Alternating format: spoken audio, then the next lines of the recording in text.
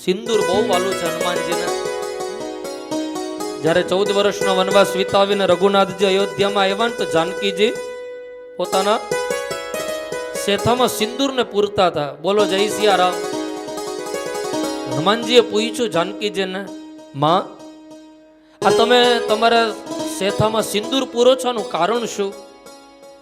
જાનકીજી જવાબ આપે હનુમાનજીને, મહારાજ આ સિંદૂર મારા શેથામાં પૂરું ને તો રામજીને હું ખૂબ પ્રિય દેખાવ, મારું સૌભાગ્ય અખંડનું પ્રતીક છે.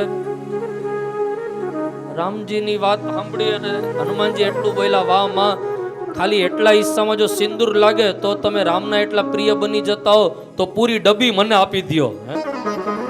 સબ સિંદૂર મુझे દે દો, મેં તો પૂરે શરીર में लगा दूं. તમે રામને જો એટલા પ્રિય હો અને મારા શરીરમાં સિંદૂર હશે તો મારો રામ કેટલો રાજી થશે. અને આજે હનુમાનજીને સિંદૂર, તેલ, કાળા અડદ, આખડાની માળા આ પરિધાન કરાવીને હનુમાનજીની જે આરાધના થાય ત્યારે હનુમાનજી વ્યક્તિને શું ના આપે? બલ બુદ્ધિ વિદ્યા દેહુ મોહી.